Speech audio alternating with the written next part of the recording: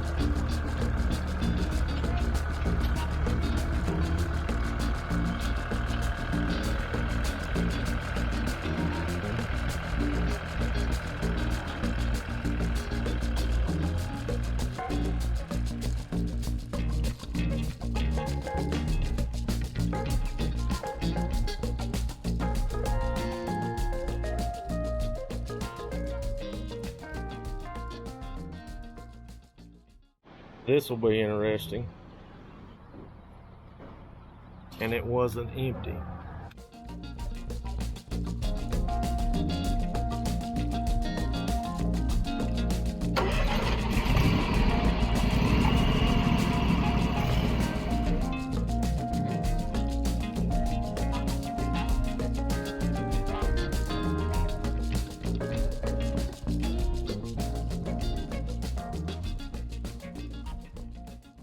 I never thought I would own a lawnmower that it would take $50 to fill up and it still have a quarter of a tank in it, but there she sits.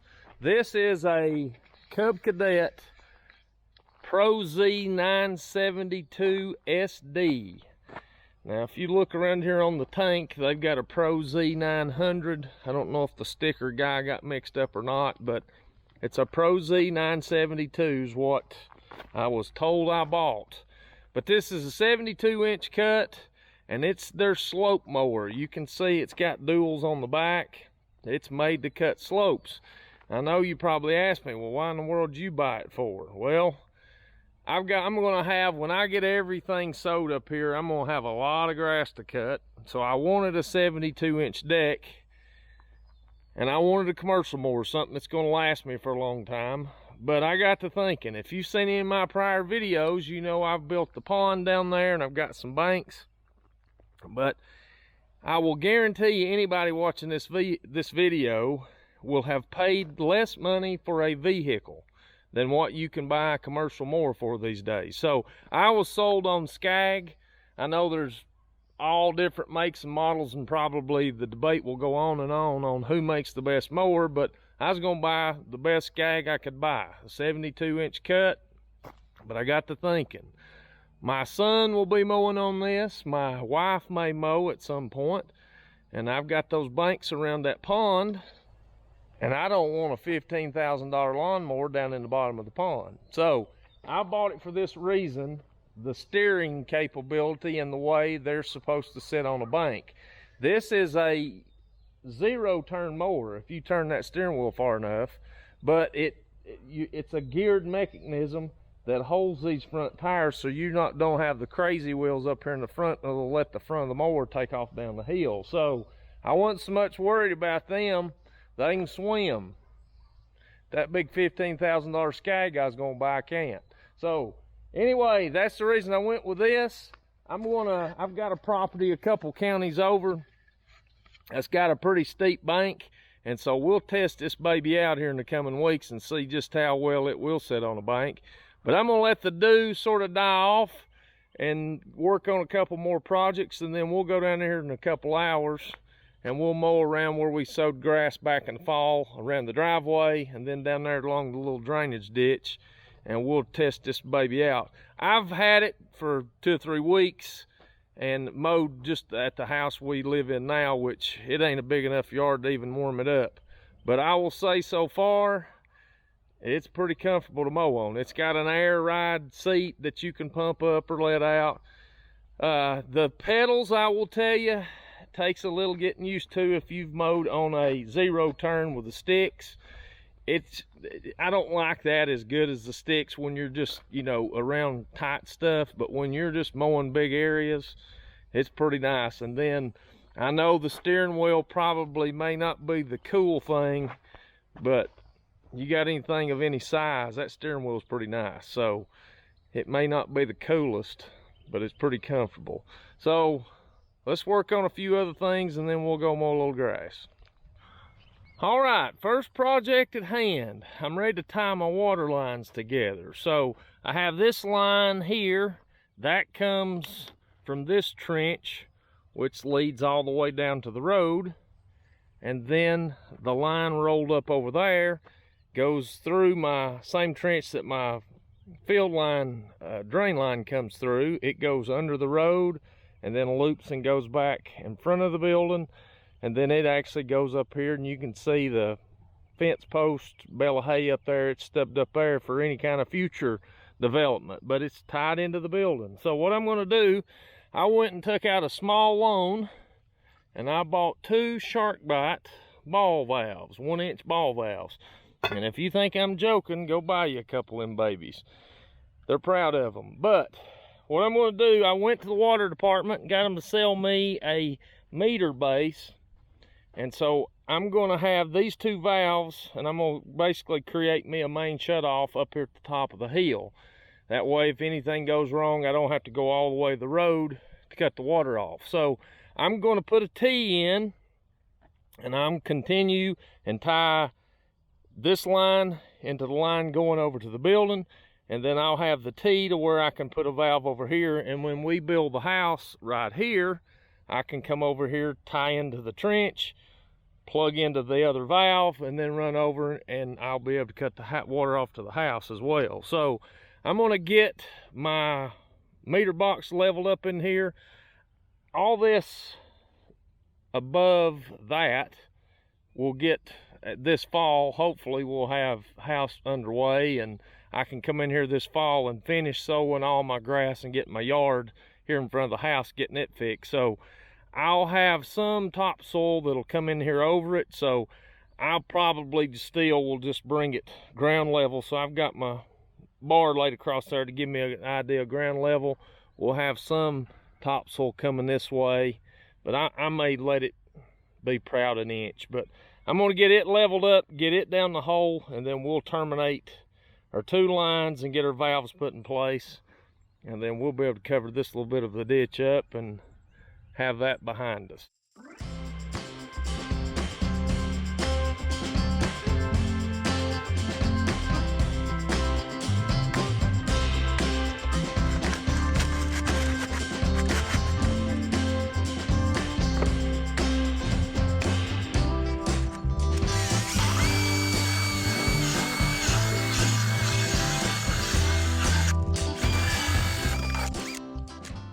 All right, I got my valves connected into my T, and then I've just stuck me 3 little mock pieces in here to sort of make sure I'm lined up and I don't mess up. I went ahead and got my hole drilled here for my T. This will go over and feed the house, and then this valve will control the building. So I'll go ahead and get this line tied in here, and then continue this line into the other side of the valve. And then I'm going to roll this roll of water line out here and see if that's going to be long enough to work to feed the house. And if it is, I may run down there and get the excavator and go ahead and scoop this out and go ahead and tie that line in. That way I'm not trying to tie this in after I have to dig back down. It'd be easier to do it now. So I think that's enough to make it over there to where I'm gonna bring the water in. So if it is, we'll go ahead and dig us a little ditch here and stub that water line out over here. That way we'll be ready to go with it as well.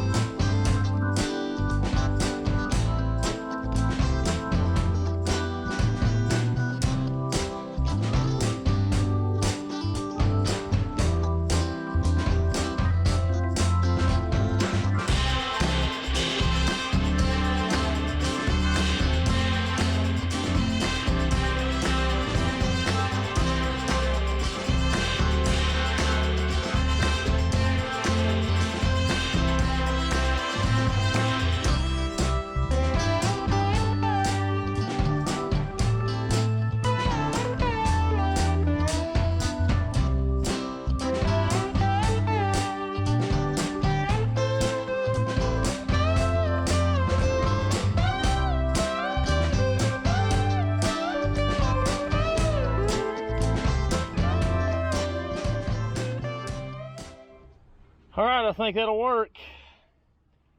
Let's just ensure that we're good here with our level. I'm gonna backfill underneath this water line here, make sure everything's laying down nice and neat, and we'll cover it up.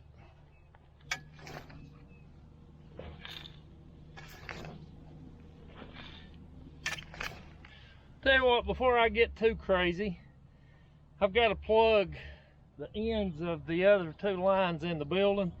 I think I'm gonna go plug them off and turn the water on, make sure we don't have any leaks before I cover this up. Sometimes it helps to not get in a hurry. All right, we're up the hill here from the building. What I have is I extended the water line up here. It comes around the front of the building to the side of my enclosed area, and then I brought it up the bank to here. And then in this trench as well, as I've got a piece of 3/4 inch electrical conduit that's tied into my meter box. So if I ever decide to do anything up here and need power, need water, I'll be able to come right here without having to tear my grass up my bank to get back to the building. So this is just a little future planning. I'm gonna get it plugged up and then we'll go down there and turn the water meter on, see if we got any leaks. We got water.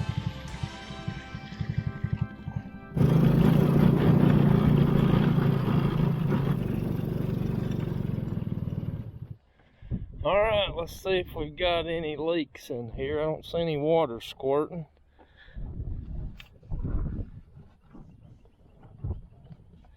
Everything seems to be dry at this point.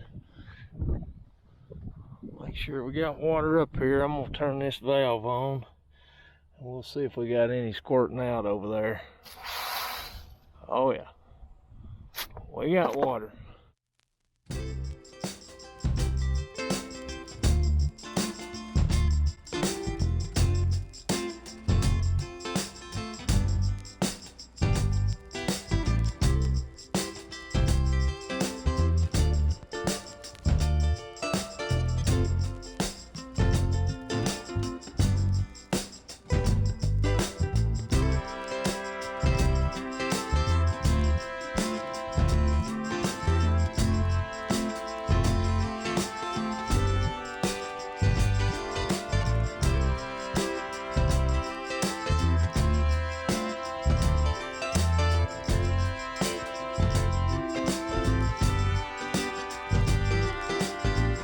Little guy here almost met his maker.